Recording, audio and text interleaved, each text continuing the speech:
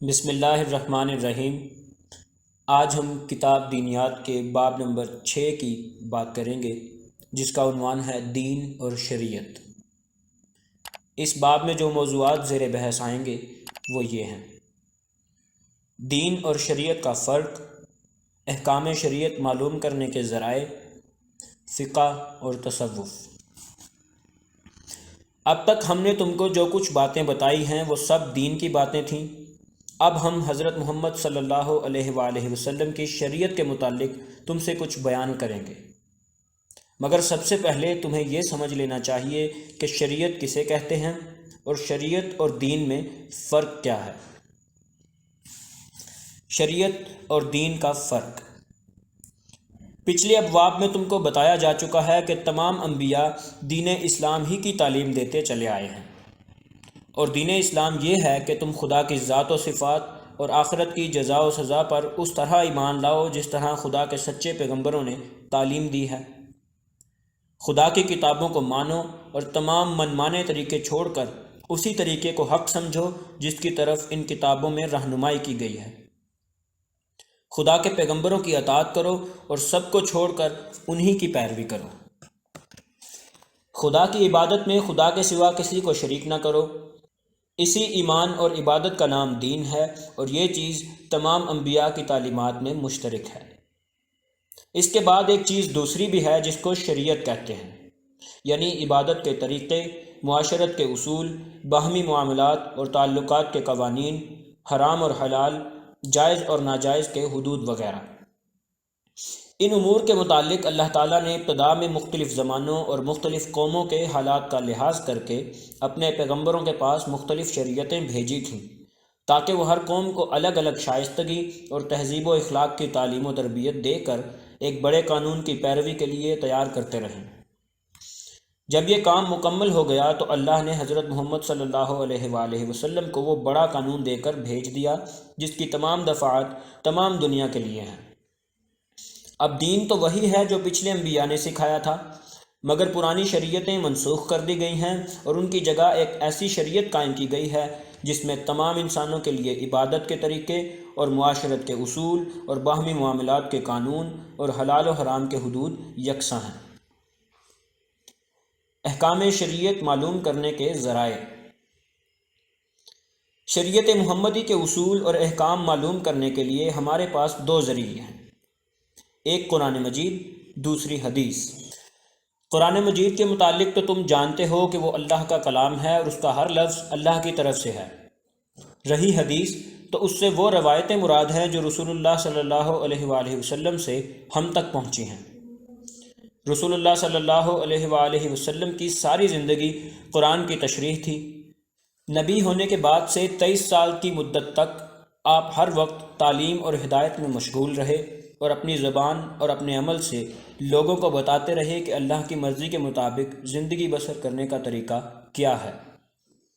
اس زبردست زندگی میں صحابی مرد اور صحابیہ عورتیں اور خود حضرت صلی اللہ علیہ وآلہ وسلم کے عزیز رشتہ دار اور آپ کی بیویاں سب کے سب آپ کی ہر بات غور سے سنتے تھے، ہر کام پر نگاہ رکھتے تھے اور ہر معاملے میں جو ان کو پیش آتا تھا آپ صلی اللہ علیہ وآلہ وسلم سے شریعت کا حکم دریافت کرتے تھے۔ کبھی آپ فرماتے فلاں کام کرو اور فلاں کام نہ کرو۔ جو لوگ حاضر ہوتے وہ اس فرمان کو یاد کر لیتے تھے۔ اسی طرح کبھی آپ کوئی خاص کام خاص طریقے پر کیا کرتے تھے، دیکھنے والے اس کو بھی یاد رکھتے تھے اور نہ دیکھنے والوں سے بیان کر دیتے تھے کہ آپ نے فلاں کام فلاں طریقے پر کیا تھا۔ اسی طرح کبھی کوئی شخص آپ کے سامنے کوئی کام کرتا تو آپ یا تو اس پر خاموش رہتے یا ناپسندیدگی کا اظہار فرماتے یا منع کر دیتے تھے۔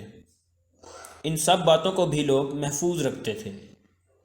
ایسی جتنی باتیں صحابی مردوں اور صحابی عورتوں سے لوگوں نے سنی، ان کو بعض نے یاد کر لیا اور بعض نے لکھ لیا، اور یہ بھی یاد کر لیا کہ یہ خبر ہم کو کس سے پہنچی ہے۔ پھر ان روایتوں کو رفتہ رفتہ کتابوں میں جمع کر لیا۔ اس طرح حدیث کا ایک بڑا ذخیرہ فراہم ہو گیا، جس میں خصوصیت کے ساتھ امام مالک اور امام بخاری اور امام مسلم اور امام ترمذی اور امام ابو داؤد اور امام نسائی اور امام ابن ماجہ کی کتابیں بہت مستند خیال کی جاتی ہیں۔ فقہ قرآن اور حدیث کے احکام پر غور کر کے بعض بزرگان دین نے عام لوگوں کی آسانی کے لیے مفصل قوانین مرتب کر دیے ہیں جن کو فقہ کے نام سے موسوم کیا جاتا ہے۔ چونکہ ہر شخص قرآن کی تمام باریکیوں کو نہیں سمجھ سکتا، نہ ہر شخص کے پاس حدیث کا ایسا علم ہے کہ وہ خود شریعت کے احکام معلوم کر سکے، اس لیے جن بزرگان دین نے برسوں کی محنت اور غور و تحقیق کے بعد فقہ کو مرتب کیا ہے، ان کے بارے احسان سے دنیا کے مسلمان کبھی سبکدوش نہیں ہو سکتے۔ یہ انہی کی محنتوں کا نتیجہ ہے کہ آج کروڑوں مسلمان بغیر کسی زحمت کے شریعت کی پیروی کر رہے ہیں اور کسی کو خدا اور رسول صلی اللہ علیہ وآلہ وسلم کے احکام معلوم کرنے میں دقت پیش نہیں آتی۔ ابتدا میں بہت سے بزرگوں نے فقہ کو اپنے اپنے طریقے پر مرتب کیا تھا، مگر رفتہ رفتہ 4 فقہیں دنیا میں باقی رہ گئیں اور آج دنیا کے مسلمان زیادہ تر انہی کی پیروی کرتے ہیں۔ نمبر 1، امام ابو حنیفہ کی فقہ، جس کی ترتیب میں امام ابو یوسف اور امام محمد اور امام ظفر اور ایسے ہی چند اور بڑے بڑے علماء کا مشورہ بھی شامل تھا۔ اسے فقہ حنفی کہا جاتا ہے۔ نمبر 2، امام مالک کی فقہ، یہ فقہ مالکی کے نام سے مشہور ہے۔ نمبر 3، امام شافعی کا فقہ، یہ فقہ شافعی کہلاتی ہے۔ نمبر 4، امام احمد بن حنبل کی فقہ، اس کو فقہ حنبلی کہتے ہیں۔ یہ چاروں فقہیں رسول اللہ صلی اللہ علیہ وآلہ وسلم کے بعد 200 برس کے اندر اندر مرتب ہو گئی تھیں۔ ان میں جو اختلافات پائے جاتے ہیں وہ بالکل قدرتی اختلافات ہیں۔ چند آدمی جب کسی معاملے کی تحقیق کرتے ہیں یا کسی بات کو سمجھنے کی کوشش کرتے ہیں تو ان کی تحقیق اور سمجھ میں تھوڑا بہت اختلاف ضرور ہوتا ہے، لیکن چونکہ یہ سب حق پسند اور نیک نیت اور مسلمانوں کے خیر خواہ بزرگ تھے، اس لیے تمام مسلمان ان چاروں فقہوں کو برحق مانتے ہیں۔ البتہ یہ ظاہر ہے کہ ایک معاملے میں ایک ہی طریقے کی پیروی کی جا سکتی ہے، 4 مختلف طریقوں کی پیروی نہیں کی جا سکتی۔ اس لیے اکثر علماء یہ کہتے ہیں کہ مسلمانوں کو ان چاروں میں سے کسی ایک کی پیروی کرنی چاہیے۔ ان کے علاوہ علماء کا ایک گروہ ایسا بھی ہے جو یہ کہتا ہے کہ کسی خاص فقہ کی پیروی کرنے کی ضرورت نہیں ہے۔ علم رکھنے والے آدمی کو براہ راست قرآن اور حدیث سے احکام معلوم کرنے چاہیے، اور جو لوگ علم نہ رکھتے ہوں انہیں چاہیے کہ جس عالم پر بھی ان کا اطمینان ہو اس کی پیروی کریں۔ یہ لوگ اہل حدیث کہلاتے ہیں، اور اوپر کے 4 گروہوں کی طرح یہ بھی حق پر ہیں۔ تصوف، فقہ کا تعلق انسان کے ظاہری عمل سے ہے۔ وہ صرف یہ دیکھتی ہے کہ تم کو جیسا اور جس طرح حکم دیا گیا تھا اس کو تم بجا لائے ہو یا نہیں۔ اگر بجا لائے ہو تو فقہ کو اس سے کچھ بحث نہیں کہ تمہارے دل کا کیا حال تھا۔ دل کے حال سے جو چیز بحث کرتی ہے اس کا نام تصوف ہے۔ مثلا تم نماز پڑھتے ہو، اس عبادت میں فقہ صرف یہ دیکھتی ہے کہ تم نے وضو ٹھیک کیا ہے، قبلہ رخ کھڑے ہوئے ہو، نماز کے تمام ارکان ادا کیے ہیں، جو چیزیں نماز میں پڑھی جاتی ہیں وہ سب پڑھ لی ہیں، اور جس وقت جتنی رکعتیں مقرر کی گئی ہوں ٹھیک اسی وقت اتنی ہی رکعتیں پڑھی ہیں۔ جب یہ سب تم نے کر دیا تو فقہ کے روح سے تمہاری نماز پوری ہو گئی۔ لیکن تصوف یہ دیکھتا ہے کہ اس عبادت میں تمہارے دل کا کیا حال رہا، تم خدا کی طرف متوجہ ہوئے یا نہیں، تمہارا دل دنیا کے خیالات سے پاک ہوا یا نہیں، تمہارے اندر نماز سے خدا کا خوف اور اس کے حاضر و ناظر ہونے کا یقین اور صرف اسی کی خوشنودی چاہنے کا جذبہ بھی پیدا ہوا یا نہیں۔ اس نماز نے تمہاری روح کو کس قدر پاک کیا، تمہارے اخلاق کہاں تک درست کیے، تم کو کس حد تک سچا اور پکا عملی مسلمان بنا دیا۔ یہ تمام باتیں جو نماز کے اصل مقصد سے تعلق رکھتی ہیں، جس قدر کمال کے ساتھ حاصل ہوں گی، تصوف کی نظر میں تمہاری نماز اتنی ہی زیادہ کامل ہوگی، اور ان میں جتنا نقص رہے گا اسی لحاظ سے وہ تمہاری نماز کو ناقص قرار دے گا۔ اسی طرح شریعت کے جتنے احکام ہیں ان سب میں فقہ صرف یہ دیکھتی ہے کہ تم کو جو حکم جس صورت میں دیا گیا تھا اسی صورت میں تم اسے بجا لائے ہو یا نہیں، اور تصوف یہ دیکھتا ہے کہ اس حکم پر عمل کرنے میں تمہارے اندر خلوص اور نیک نیتی اور سچی اطاعت کس قدر تھی۔ اس فرق کو تم ایک مثال سے اچھی طرح سمجھ سکتے ہو۔ جب کوئی شخص تم سے ملتا ہے تو تم اس پر 2 حیثیتوں سے نظر ڈالتے ہو۔ ایک حیثیت تو یہ ہے کہ وہ صحیح و تندرست ہے یا نہیں، اندھا لنگڑا لولا تو نہیں ہے، خوبصورت ہے یا بدصورت، اچھے کپڑے پہنے ہوئے ہے یا میلا کچیلا ہے۔ دوسری حیثیت یہ ہوتی ہے کہ اس کے اخلاق کیسے ہیں، اس کی عادات و خصائل کا کیا حال ہے، اس کی عقل سمجھ بوجھ کیسی ہے، وہ عالم ہے یا جاہل، نیک ہے یا بد۔ ان میں سے پہلی نظر گویا فقہ کی ہے اور دوسری نظر گویا تصوف کی ہے۔ دوستی کے لیے جب تم کسی شخص کو پسند کرنا چاہو گے تو اس کی شخصیت کے دونوں پہلوؤں کو دیکھو گے۔ تمہاری خواہش ہوگی کہ اس کا ظاہر بھی اچھا ہو اور باطن بھی اچھا۔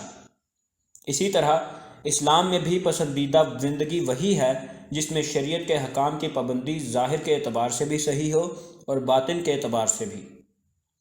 جس شخص کی ظاہری اطاعت درست ہے مگر باطن میں اطاعت کی روح نہیں ہے، اس کے عمل کی مثال ایسی ہے جیسے کوئی آدمی خوبصورت ہو مگر مردہ ہو، اور جس شخص کے عمل میں تمام باطنی خوبیاں موجود ہوں مگر ظاہری اطاعت درست نہ ہو، اس کی مثال ایسی ہے جیسے کوئی شخص بہت شریف اور نیک ہو مگر بدصورت اور اپاہج ہو۔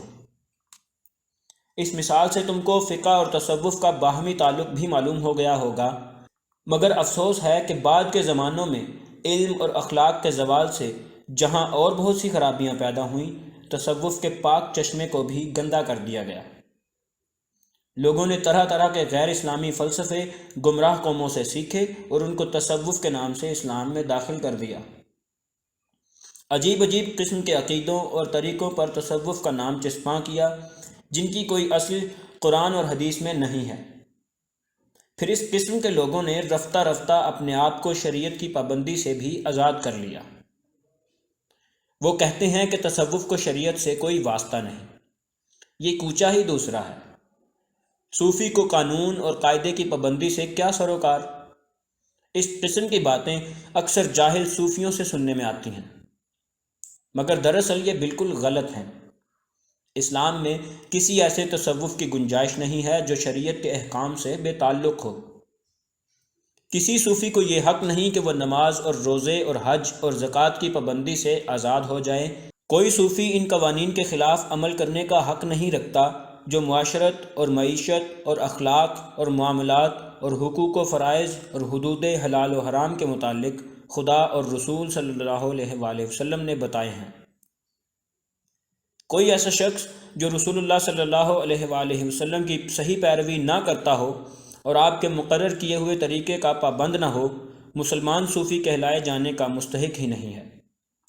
تصوف تو در حقیقت خدا اور رسول کی سچی محبت بلکہ عشق کا نام ہے، اور عشق کا تقاضا یہ ہے کہ خدا کے احکام اور اس کے رسول کی پیروی سے بال برابر بھی انحراف نہ کیا جائے۔ پس اسلامی تصوف شریعت سے الگ کوئی چیز نہیں ہے، بلکہ شریعت کے احکام کو انتہائی خلوص اور نیک نیتی کے ساتھ بجا لانے اور اطاعت میں خدا کی محبت اور اس کے خوف کی روح بھر دینے کا نام ہی تصوف ہے۔ دینی کتب کی مزید آڈیوز اور مفید معلومات کے لیے ہمارے چینل مینٹورز اکیڈیمیا کو ابھی سبسکرائب کر لیں۔